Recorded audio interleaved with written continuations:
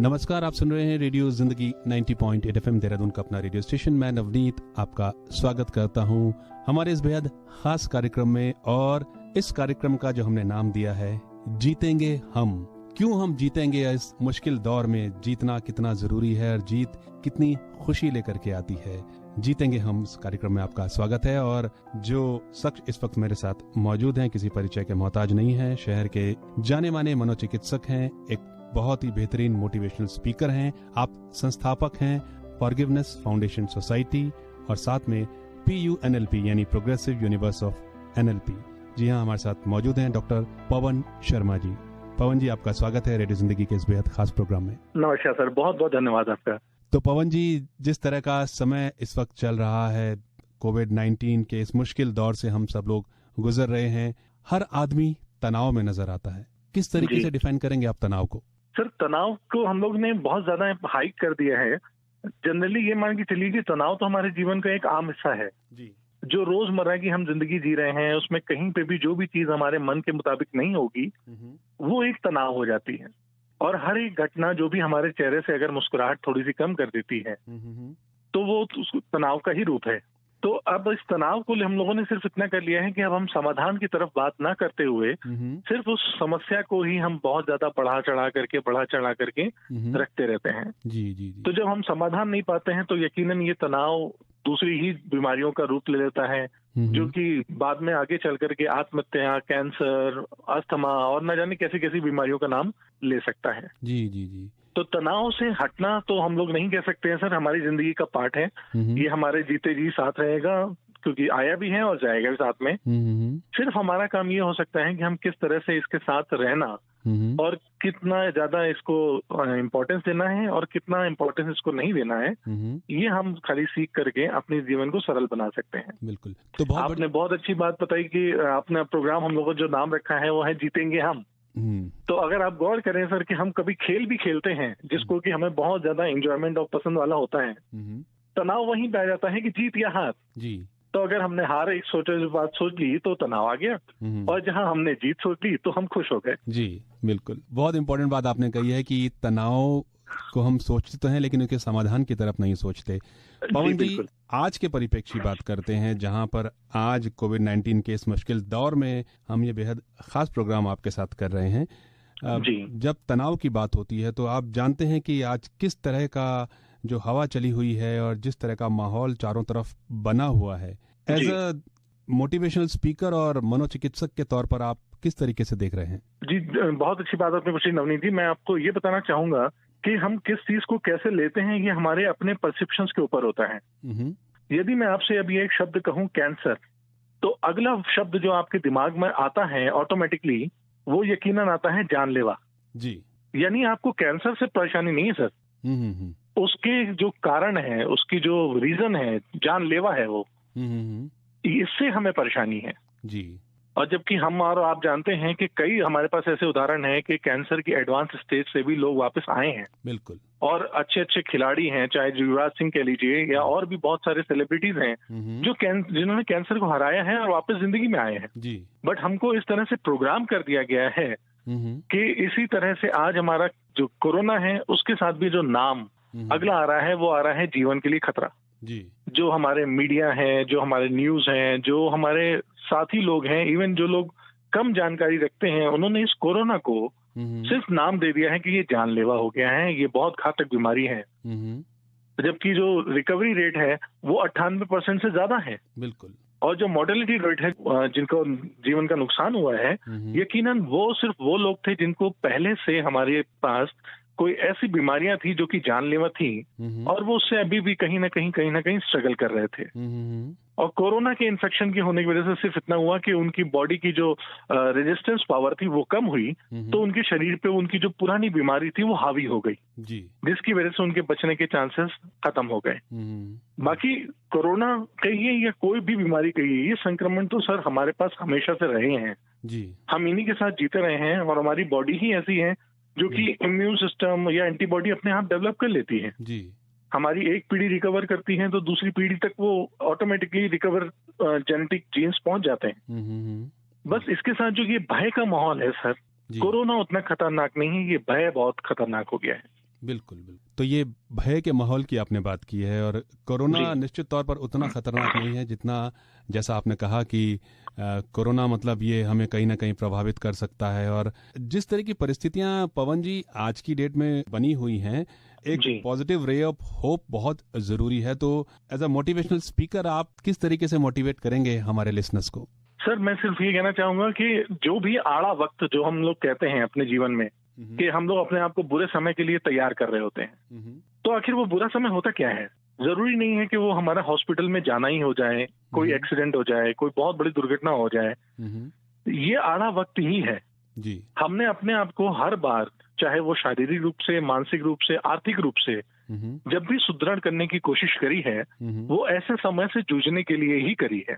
क्या बात है। तो अगर आज वो समय आ गया है तो इसमें हमें डरना कैसा? हमने तो ऑलरेडी एक सालों पहले से तैयारी कर रखी है जी। यकीनन आप ध्यान दीजिए कि जब हम पैदा होते हैं, हम तब से ही अपने जीवन के लिए तैयारी करना शुरू कर देते हैं कि हमारे पास ये चुनौतियां आएंगी, हम उनका सामना कैसे करेंगे। बिल्कुल। तो ये भी उसी चुनौतियों में से एक चुनौती है जी। तो सिर्फ इतना ही मानना है कि हाँ, ये चुनौती आ गई है। हाँ, हमारे लिए परेशानी सर इसलिए है कि इस चुनौती में जो हमारा दुश्मन है, शत्रु है, वो दिख नहीं रहा है सर। आमतौर पे एक्सीडेंट होता है, या बेरोजगारी होती है, या महंगाई होती है, या कुछ अकाल पड़ गया, हमारे पास बाढ़ आ गई, अग्नि लग गई, कुछ हो गया, तो वो हमें दिख रहा होता है जी। या जिसका हम आकलन कर सकते हैं। इस बार ये हो रहा है कि हम आकलन नहीं कर पा रहे हैं, और अनजानी चीजें जिसका हम आकलन नहीं कर पाते, यकीनन उसका भय हमारे लिए बहुत ज्यादा बड़ा हो जाता है। बिल्कुल। तो मैं आपके माध्यम से सबको यही बोलना चाहूंगा कि घबराइए नहीं, क्योंकि इसी परिस्थिति के लिए आप लोगों ने पहले से तैयारियां कर रखी हैं। सिर्फ इतना सा है कि अपने स्वास्थ्य पे इस वक्त थोड़ा सा ज्यादा ध्यान देना है, और जो हम लोगों ने जमा पूंजी और जो अपनी कैपिटल, अपनी बचत रखी हुई थी, वो इस वक्त हमें सिर्फ और सिर्फ इस बात पे लगानी है कि हमें जिंदा रहना है। जिस तरह से आप उदाहरण देख सकते हैं कि आज के में इजराइल और फिलिस्तीन के बीच में जो युद्ध चल रहा है, अगर वहां पर आप देखें तो लोग इस समय अपनी लाइफ स्टाइल, यानी अपने जीवन की शैली पे ज्यादा फोकस नहीं कर रहे हैं, वो सिर्फ जान बचाने की बात कर रहे हैं जी। तो ये कोरोना भी हमारे लिए इस समय एक युद्ध से ही बदतर जैसी हालात है। सिर्फ ये हो रहा है कि इसमें हमें शत्रु दिख नहीं रहा है जी जी जी बिल्कुल। और हमारा काम सिर्फ इस वक्त यही होना चाहिए कि अपने आप को बचा लें। राइट। इस वक्त हमारा हर एक का घर, एक परिवार एक युद्ध को झेल रहा है, तो अगर हम उस परिवार को ठीक रखते हैं तो यकीनन छोटा करते हम सारी पोस्ट करते हुए पूरा हिंदुस्तान हमारा जीत जाएगा। बिल्कुल। आप बने हुए हैं रेडियो जिंदगी 90.8 FM पर। प्रोग्राम चल रहा है जीतेंगे हम। शहर के जाने माने मनोचिकित्सक और motivational speaker doctor Pawan Sharma ji हमारे साथ मौजूद हैं। पवन जी, आज क्योंकि कोविड-19 के ही इस दौर की बात हो रही है, और उसमें किस तरीके से अपने को पॉजिटिविटी के साथ प्रेजेंट किया जाए, रखा जाए, और जो आपने बात कही कि अपने को सुरक्षित रखना है, अपने को बचाना है, ये हर व्यक्ति का एक नैतिक जिम्मेदारी उसकी होनी चाहिए कि उसकी फैमिली, उसका परिवार, वो उसकी किस बेहतर तरीके से देखभाल कर रहा है। जब हम भय के माहौल की बात कर रहे हैं, क्योंकि आज हम बार बार इसी को प्रमुखता के साथ रख रहे हैं अपने इस प्रोग्राम में, जब भय का माहौल बन रहा है, जैसा आप क्योंकि एक मनोचिकित्सक भी हैं, कि संसाधनों की कमी कहीं ना कहीं नजर आ रही है, और कई बार वो पूरी भी हो रही है, लेकिन बहुत से लोगों को ये लग रहा है कि शायद ऑक्सीजन नहीं मिलेगी, शायद बेड नहीं मिलेगा, शायद दवा नहीं मिलेगी, घर पे रहकर क्या होगा। तो मनोचिकित्सक के तौर पर आप किस तरीके से देख रहे हैं इसे? जी, इसमें हम आपको सिर्फ ये कहना चाहेंगे कि सर कि हमारा मानविक स्वभाव ये होता है कि जो भी घटनाएं हमारे आसपास इर्द गिर्द घट रही होती हैं, जिसकी भी हमें जानकारी मिलती है, उस घटना में हम काल्पनिक तौर पे अपने आप को देख लेते हैं, और उस कल्पना को अपने ऊपर हावी इतना कर लेते हैं कि जो चीजें हमारे साथ हो या ना हो, लेकिन हम पहले ही से ही उसकी तैयारी करना शुरू कर देते हैं जी। जैसे आपने अभी देखा कि ऑक्सीजन की मारामारी चल रही है, दवाइयों की मारामारी है, तो नो डाउट कोरोना पेशेंट अभी कोई हुआ है या नहीं हुआ है जी, लेकिन उससे पहले उसने कोरोना से बचने के लिए दवाइयां, ऑक्सीजन या बाकी अन्य सामान अपने घर में उसने पहले से रख लिया है। तो जब आपने पहले से ये रख लिया है, तो यकीनन आपको जरूरत हो या ना हो, जरूरतमंद तक ये नहीं पहुंचता है सर। बिल्कुल। और इसको हम लोग अपने मनोवैज्ञानिक भाषा में प्लेसिबो इफेक्ट कहते हैं जी।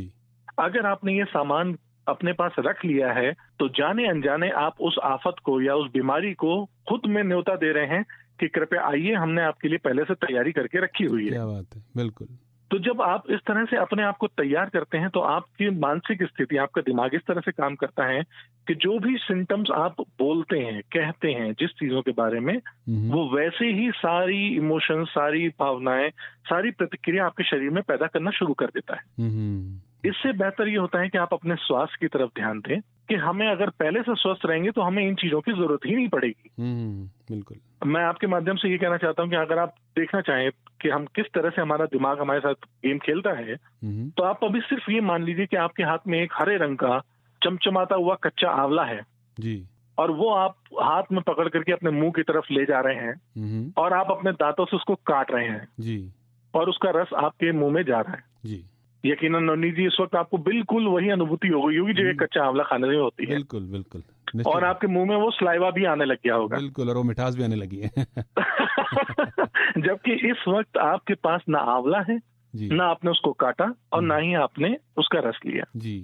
तो हमारा मानसिक स्वास्थ्य अगर बनाए रखना है तो हमें इस तरह की चीजों से बचना होगा। अगर हम ये आंवला के बारे में सोचेंगे नहीं तो उससे जुड़ी सेंसेशन, संवेदनाएं हमारे शरीर में नहीं आएंगी। बिल्कुल। तो अगर आप कोरोना या बीमारी की बात कर रहे हैं तो यकीनन उससे जुड़े हुए एहसास अपने शरीर में जगा रहे हैं। बिल्कुल। ये हम लोगों की रिसर्च में भी आया है कि जैसे ही लोग कोरोना को लेकर के सीरियसली काम कर रहे होते हैं, सोच रहे होते हैं, वो थोड़ी ही देर में महसूस करने लगते हैं कि उनकी सांस आना दिक्कत दे रही है, उनकी श्वास नली चोक हो रही है, उनके फेफड़ों में संकुचन हो रहा है, क्योंकि हमने सिर्फ वो बुरे हालात के बारे में सोचा और हमारे शरीर ने वो स्पंदन हमारे शरीर में देने शुरू कर दिए। तो इसलिए मैं आपसे रिक्वेस्ट करूंगा कि आपके थ्रू कह रहा हूं मैं सबसे कि आप कोरोना में हैं, परेशान हैं यकीनन, लेकिन आप जिस अभी स्थिति में हैं उसको ज्यादा एंजॉय करें, उसको बनाए रखें, ना कि आने वाली आपदा को या विपत्ति को अपने यहाँ पे निमंत्रण दें। बिल्कुल। जरूरतों की मदद करें और इसी वक्त देख लीजिए लोगों की अपॉर्चुनिटी भी आ रही है, बहुत से ऐसे लोग बाहर आ रहे हैं जो जरूरतमंदों की मदद कर रहे हैं। बिल्कुल। तो आप भी इनमें से एक ही हैं। आप लोग अपने आप को स्वस्थ रखें ताकि आप दूसरों की मौके पे मदद कर सकेंगे। बिल्कुल। और मोटिवेशनल स्पीकर के तौर पर, मनोचिकित्सक के तौर पर पवन जी, मैं आपसे ये जानना चाहता हूँ कि जब आपने एक पॉजिटिविटी की बात की, रे ऑफ होप की बात की, तो जहां पर आपने कहा कि जब कोरोना किसी व्यक्ति को होता तो उसे लगता है कि बस मैं शायद अब परेशान ही रहूंगा और इतने दिन तक मुझे जो है दिक्कतें होने वाली है, और वहीं ऐसे भी लोग निकल करके आए हैं जिन्होंने कोरोना को मात दी है और विषम परिस्थितियों में मात दे करके आए हैं। किस तरीके से आप देखते हैं उनका फ्रेम ऑफ माइंड? सर, हमारा मेडिकल साइंस ऑलरेडी ये बात प्रूव कर चुका है कि हमारी ऑलमोस्ट ऑल डिजीज यानी हमारी लगभग सारी बीमारियां साइकोसोमेटिक होती हैं, यानी जो कि सबसे पहले हमारे मस्तिष्क में पैदा होती हैं और फिर वो हमारे शरीर में दिखती हैं। जी। अभी अगर आप देखेंगे तो कोरोना की लेटेस्ट कवरेज में ऐसा भी आया था कि जो 90 साल के व्यक्ति हैं जो ऑलरेडी पहले से कैंसर पेशेंट हैं, वो ठीक हुए कोरोना से और बाहर आए हैं। उनको हॉस्पिटल स्टाफ ने बड़ी अच्छी सी पार्टी भी दी, हॉस्पिटल में केक काटा गया, तब उनको नहीं आया। तो ये सिर्फ एक उनका जज्बा था। अगर उनकी मानसिक स्थिति अगर इस वक्त ये होती कि हाय मेरे पास कैंसर है और अब कोरोना भी हो गया, अब मैं नहीं बचूंगा, तो यकीनन उनको बचाना बहुत मुश्किल होता सर। क्या बात? ये दवाइयां हमारे ऊपर तब काम करती हैं जब इनसे जुड़ा विश्वास हमारे पास काम करता है। आप अच्छे डॉक्टर को दिखाएं या बुरे डॉक्टर को दिखाएं मायने नहीं रखता है, जुड़ा हुआ आपका विश्वास उस डॉक्टर से कैसा है। जी। डॉक्टर को अगर आप मानते हैं कि हाँ मैं डॉक्टर के पास पहुंच गया, इन्होंने दवाई दी, अब मैं ठीक हो जाऊंगा, तो आपका शरीर तुरंत हीलिंग करना शुरू करता है, आप बाहर से ठीक होना शुरू करते हैं।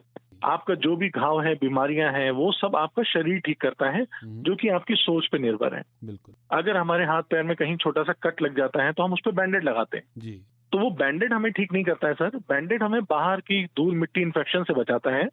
उसकी जो हीलिंग है वो हमारा शरीर खुद करता है। तो इसी तरह से जो हमारा इम्यून सिस्टम है वो ऑलरेडी इस संसार के या ब्रह्मांड के जितने भी वायरस बैक्टीरिया हैं उन सब से निपटने में सक्षम है। और वो इतना सक्षम है कि जब भी आप कोई भी वायरस बाहर से हमला करता है तो तुरंत वो प्रतिरक्षा पे काम करना शुरू कर देता है। मैं इसको इस उदाहरण से बताना चाहूंगा कि अगर एक व्यक्ति कोई एक किक मारता है एक बॉल को, फुटबॉल को, और वो एक इमारत से टकराती है और पूरी इमारत ढह जाती है सर जी।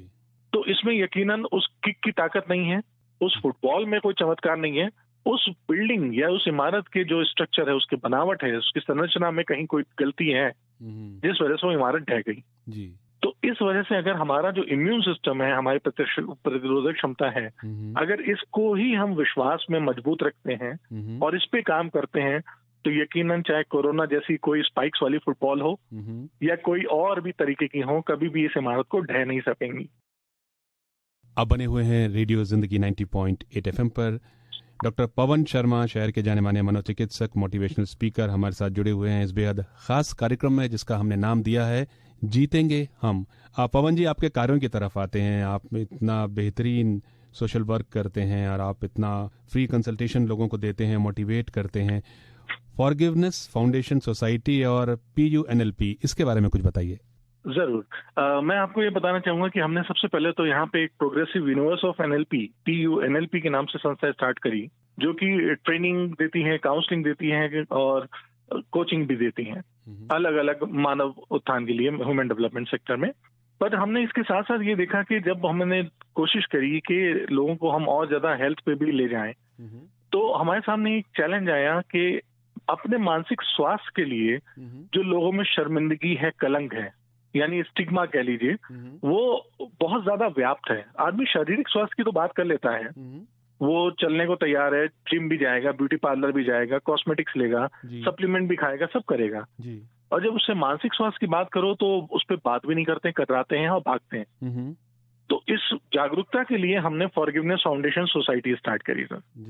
तो इसके थ्रू करके हम लोगों को मानसिक स्वास्थ्य के लिए अवेयर भी कर रहे हैं, वर्कशॉप करते हैं, कार्यशाला करते हैं, काउंसलिंग देते हैं, फ्री ऑफ कॉस्ट देते हैं, उनको थेरेपी भी देते हैं।